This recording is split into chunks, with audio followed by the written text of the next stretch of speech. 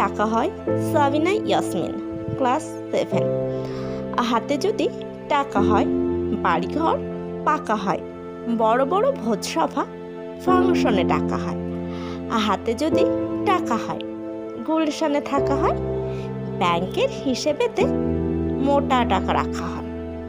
হাতে যদি টাকা হয় উড়বার পাখা হয়, অনেকেই কাছে এসে ফুপা খালু মামা হয়। হাতে যদি টাকা হয় বুদ্ধিতেও পাকা হয়, কুকাজের ইতিহাস টাকা দিয়ে ঢাকা হয়।